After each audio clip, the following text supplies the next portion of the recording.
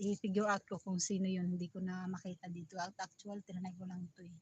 Kasi parang gusto kong ano si kahit sa sarili ko lang channel at walang manood, ano basta yung nasabi ko yung nakita ko yung kay Brother Rosie, tapos kay Mr. Benty Boy.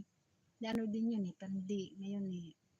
Pero yung Kalingap, sila Kuya Bal, magkakaroon na yan ng aral, di na matutulad yun kay Brother Rosie na parang biglang desisyon yun eh. Pag-aralan yun nila, si Benty Boy nila, basta-basta yun, i-kick out like nang ginawa nila kay Brother Rosie. So, ngayon, para kay Brother Rosie, nandyan ka na, mas mabuti yung walang grupo eh. Walang, hindi toxic, walang magmamanipulate sa'yo, walang magkukontrol sa'yo, sarili, maganda yung nagsusolo ka. Ikaw ang amo ng sarili mo.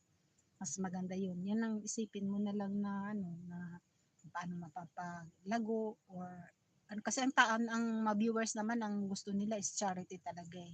Lalo na pagka yung talagang kailangang tulungan ng isang tao, yun ang pinapanood nila na na tinatangkilik nila.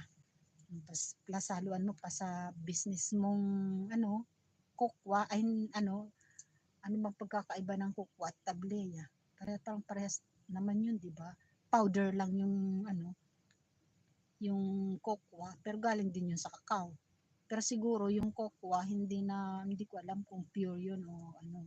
Pero ang tableya talaga kasi gumagawa nga yung nanay ko noon nung sarili namin gamit. Medyo alam ko yun din gumawa, pero mano-mano lang, mahirap yun. Inaalam ko rin, ano ko rin din na machine na pwedeng gamitin doon, kung paano kasi pwede rin na pag halimbawa umuwi na ako, mag-for good na ako, gano'n ka sarili ko, pwede akong gumawa sa sarili ko. Ganun. Hindi mano-mano, mahirap mano-mano eh.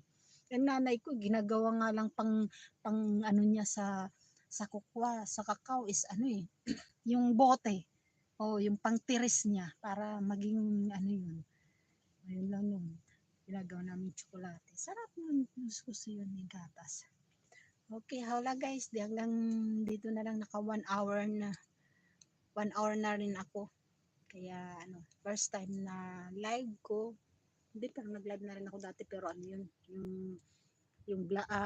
hike yun, ni-live. Kung bihira lang ako dito sa YouTube actually mag-upload ngayon. Dati lagi ako nag-upload. Pero ngayon, dami ko nga i-upload eh. Dami kong naka-store sa aking pero sa Facebook lang ako nag-upload. Wala lang. Basta yun lang ang passion ko.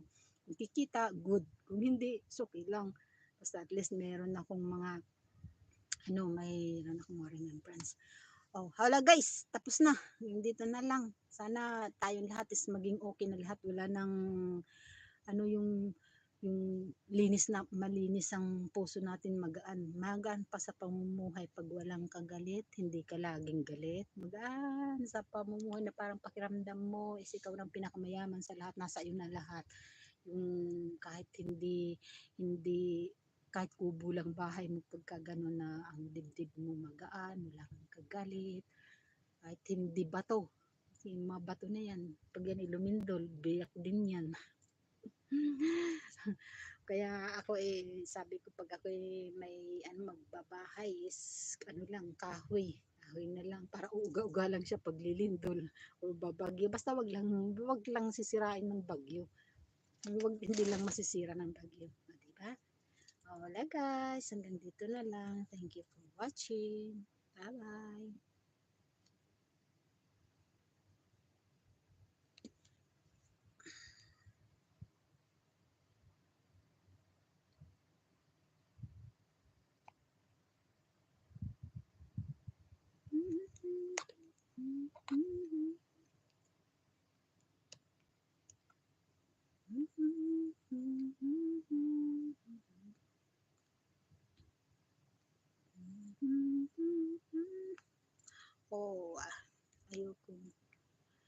Ayokong i-share to sa Facebook kasi pag galing sa YouTube is dinidelete na ni Facebook yun. Dinidelete ni Facebook. Ayun yung ayaw niyang ipa-share sa ano, kasi yung mga sinare kong galing sa YouTube, i-delete niya, minessage